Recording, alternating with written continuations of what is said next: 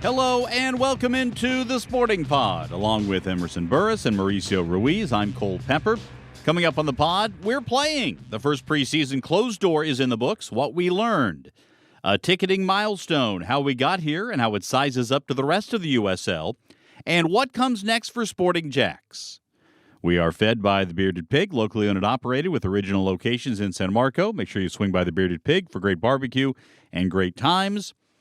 No Tony today with us to do the snort, so... And I will not do it. Yeah, just keep it in the back of your mind of how that could potentially play out. All right. Let's talk a little bit about what happened on Tuesday in Orlando. Emerson and I were down there as Sporting JAX opened the preseason against Orlando Pride in a closed-door friendly. As we mentioned on our radio show on Tuesday, we can't talk about goals or scores. However... the bigger part of this is that first big step on the field was made and that the team had a chance to experience a competitive environment to start building what's happening within the team. And we also announced our captains. That is true, and we will get to that in just a moment. Okay. Yes. I won't go there yet then. Yeah. I thought that the game went really well. Obviously can't share too much, but I was pleasantly surprised. I was a little nervous going into it because we were playing the NWSL champions, and I've seen them play firsthand in person. They're a great team, but I thought we hung with them, and we did a really good job. Now, one of the things I think that comes out of this as well is when a team travels together, it's a different kind of environment, right? And it's not like you had to worry about opposing fans because it was a closed door. It took place on the training field where Orlando Pride trains. But that's an important part of team building as well. It is because you're undefeated until you play someone, and everything is honky dory until you get that external pressure and you get some even little things like buzz delay or a bad buzz driver or what you cannot eat on the road or the music on the bus. Little things like that really start forming the team and start forming. We keep talking about personalities. There are habits that people are very keen to on how they travel. And the minute you start incorporating my travel habits versus your travel habits, and then you have to share, a buzz ride and locker room music. I think all those little components that oftentimes fans don't think about, they do matter. They do take into account on how you're going to feel about the game, how you're going to feel on that day. And there's no recipe to fixing that until you go through it, and you have to now start figuring it out. Oh, this is how we travel now, right? And so our operations team has a huge impact on it. Our equipment staff has a huge impact on it, and these are all learning lessons. As we used to tell referees in preseason, hey, this is preseason for everybody, so let's be kind to one another. Yeah, and I think that's probably a fitting point here in terms of understanding that the scoreboard doesn't matter. We've talked about that a bit before. It is a part of the process, though. And it always seems, Mal, tell me if this has been your experience, the final third is always the last piece that falls into place. The most difficult thing to come together, right? And that's why forwards are paid the most. And that's the reality of it, because it is a unique skill set. You have chance creators, which are important, but the ones that are going to put the chances away at a high, turnover rate, they're difficult. So you can work on final third, and you're going to, and once again, you work without oppositioning training to avoid collision for, and to get repetition. But then when you see opposition and they are taking away what you're trying to do, it becomes difficult. So the most valuable part of the field is the goal box, it's where the goal actually sits in, right? So teams are defending that, and they're really tight and rigid. So getting to the goal box and grabbing that flag is really a difficult thing to do, especially when you're a new team, as we are, and going against, as we know, the NWSL, current reigning champion. So final third is going to be the last thing to come during preseason. All right, let's remind you that season tickets are on sale now for the almost here inaugural season of the Gainbridge Super League. Season tickets start as low as $10 per game for students. You get options for reserve seating, club seats, premium and field seating also available. Go to sportingjax.com/tickets or call 904-863-KICK to do so. Mention the club seats there. I do want to point out that this week at UNF's Hodges Stadium, seatbacks are being put in. Emerson, you've been out there a couple of times, and for those who have spent any time at Hodges Stadium, you know it is constructed as a track stadium, so all the seating in the stands on one side, it's all bench seating. Well, now there will be seatbacks, just part of the improvements that Sporting JAX is making with the commitment to be playing at Hodges Stadium while we await the announcement and construction of our permanent stadium. Yeah, it's really exciting. I was out there when they were laying sod, and I keep saying now it feels very real. This has been a process for years to come, and now the players are here and training camp started. We just had our first game, and now seatbacks are going in, and oh my gosh, it's only a couple days away until we're actually on that field. Depending on when you're listening to this podcast, it might be hours away. Who knows? But as we record this on the 24th of July at the Gemstone Media Studios, we do have a little bit of time, but not much. August the 2nd will be the first preseason home match against Hibernian FC, the Scottish champions. That's coming just around the corner. And speaking of tickets, Mauricio, 6,000 season tickets have been sold. That was announced by the team this week. Just a tremendous response to the first professional women's team in Jacksonville. Well, Cole, you and I have talked about this because we've been out in the community for a long time before, these unveiling of players and coaches, and we were there before the brand. And just when we told the story around town to soccer enthusiasts, to people that were kind of lukewarm about the game, and really to that community, that business corporate community, the excitement has always been there. I think that's been the really neat thing, is that people were just waiting for the opportunity to then join and to be a part of it. So the tickets is the first opportunity, and it's great to see that the community actually acted on the excitement. Kudos goes to our front office for getting those cold calls and getting the sales team out there, going through that list of people that were interested to fill out questionnaires and things of that sort. So it's great to see that our first game will potentially be a sellout, which is the goal. But then more than that, you have steady support through the whole season. So it really shows the appetite and the thirst that the city has had for soccer. But I would actually say I think the higher appetite is for women's sport, because this is effectively the first women's professional organization in our city. I want to run down a couple of numbers here. And I know when you do an audio podcast and you don't have video accompanying it, it's tough to necessarily follow this. But I'm going to try to put this in context right now. If you look at all USL teams, Championship, League One, Super League, all league teams, New Mexico United sits atop the attendance table. I'm taking this from the USLtactics.com USL attendance tracker. It's a good follow if you're online. I think it's a Substack. New Mexico United is averaging 9,981 in their 9 matches so far this year. There are 3 USL championship teams that are averaging over 9,000 per game. Would you like to guess, Mauricio, who the other 2 are in addition to New Mexico? Give me a sec. You put me on the spot here. Sacramento? Yeah, Sacramento's number 2 at 9,476. Okay. I'm going to go with Louisville. Lou City is 4th at 8,773. Indy 11 is 3rd with 9,167. Okay. Yeah. So I would have had them in the top 6 maybe, but not 3rd. Okay. Yeah, they've done well this year. Their capacity is about 10,500, so they've certainly done well. They last year averaged 9,600, so they're actually down just a touch, but very good support in Indy. So the others you talk about in the top 10. Oakland Roots, they had that huge attendance at the Oakland Coliseum, helped boost that. Rhode Island FC, they're over. They're over their attendance from last year. Colorado Springs Switchbacks, right on what they did last year as champions, 7,400. And then you have San Antonio and Detroit, who are both over 6,000. So if you talk about nobody else in the USL ecosystem, League One or Super League, is averaging 6,000 in the year.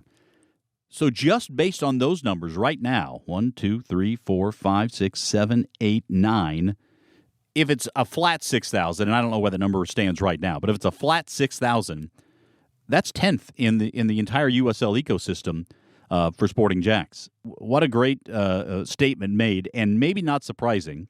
After this was released, we suddenly got a lot of interest from reporters, not just sports reporters, but news reporters who wanted to know more about this, Emerson. Wow. So you may see a lot of Steve Livingstone talking about this in local media here in the coming days. That's awesome. Yeah. I mean, the more press, the better, right? The more we can get our name out there, and we have some exciting events coming up. Mm-hmm. So I think that number will continue to just grow. Yeah, it's pretty impressive. And again, you talk about the growth of soccer, and Mao, your point about the growth of women's sports.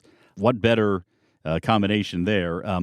Just to put this in perspective, last season, Carolina Ascent led the league in attendance in the Super League, a little over 4,000. So I suspect that some of those numbers, particularly for the teams like Carolina and Dallas and Tampa, some of these others that did a good job of starting to build that community, that those will rise this year as there's more knowledge and awareness of it. But gosh, that's just a great number to be able to talk about when you talk about season tickets, because most of the teams in the Super League were not reliant upon season tickets. It was single game tickets or group tickets, and those are still to be added into that number. So as you mentioned, great to see the potential for a huge number coming up here this year. Let's now talk about where you can follow more about Sporting JAX.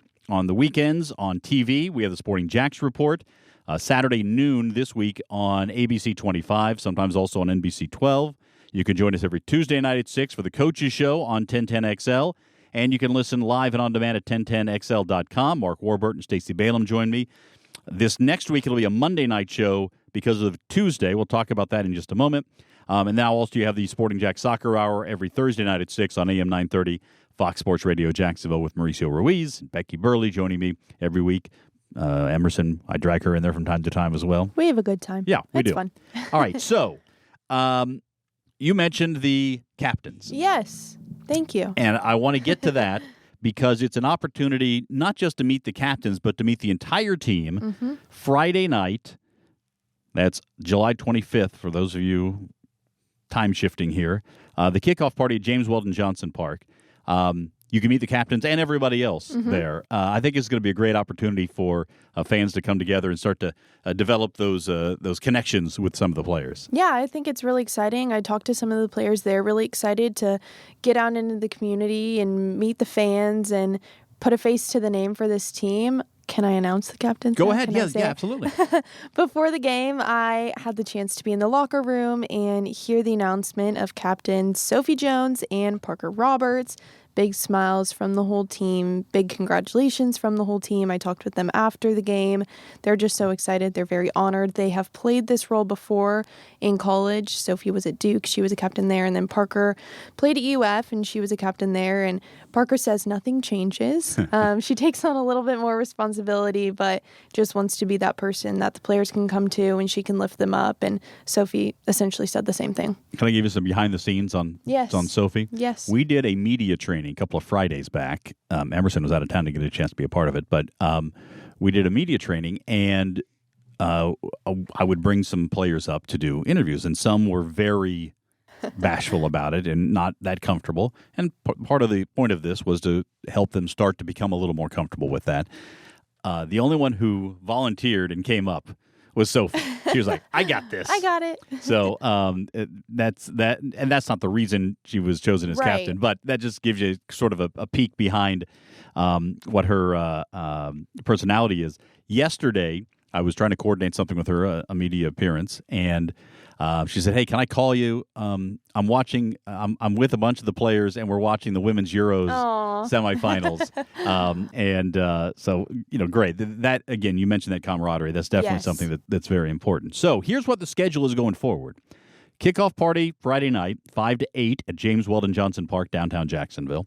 Tuesday, a friendly at UF, closed door, and then Saturday, August the 2nd against Hibbs. Sunday, August the 10th against Wrexham. Mao, give me your sense of what you want to see in terms of these things playing out here for the rest of the preseason before getting to that last preseason matchup against Lexington SC. Obviously we can really break down the game against Orlando Pride, but what you would imagine happen is that you got to play a little bit of everybody. Hmm.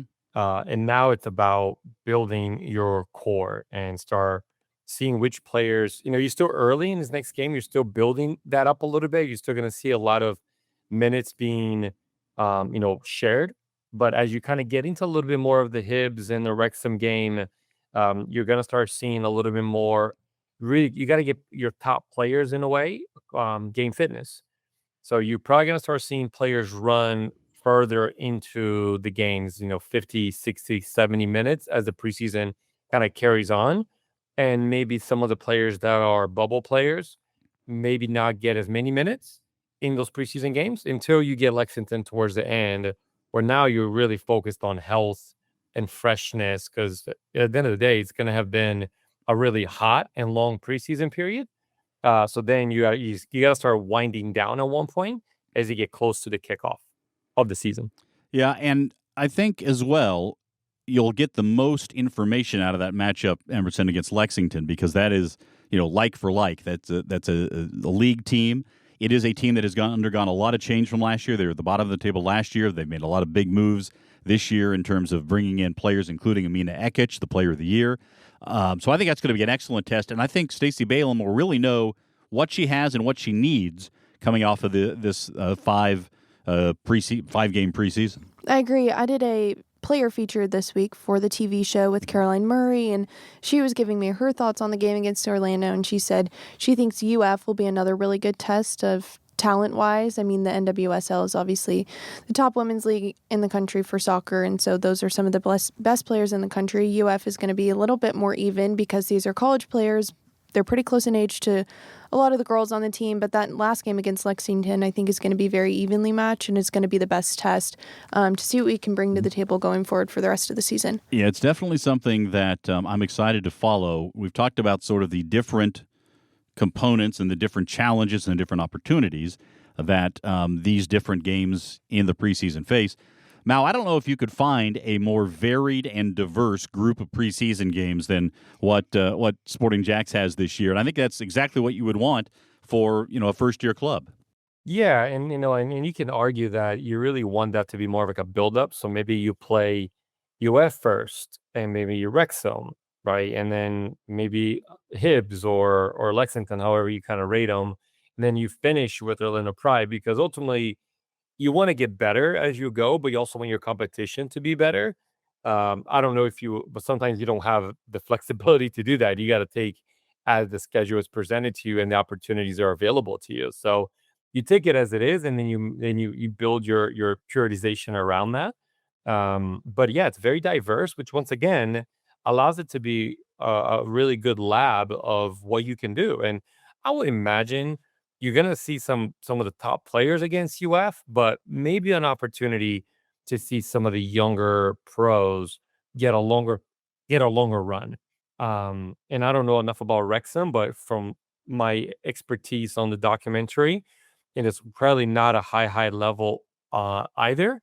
So maybe those are two moments where you see young pros getting longer minutes on the field, or against Hibs and against Lexington, you're gonna want to see your more affirmative players that are gonna be maybe the faces in the beginning of the season that are more ready, right? You're ready now players getting those minutes. So it creates a good flexibility for the coaching staff to really play around with minutes during preseason and ultimately keep everybody fresh. All right, well, I will let you know as well. We'll tell you as much as we can based on the guidelines. Different closed-door sessions have different sort of regulations on what can be announced based on different leagues and so forth. My guess is we probably will be able to share a little bit more about what happens at UF than we did at Orlando Pride, but Emerson and I will be there on Tuesday for that game, and we'll be able to bring some of that to you. Remember, again, Monday, we will have the radio show on 1010 with the coaches show because of the game being in the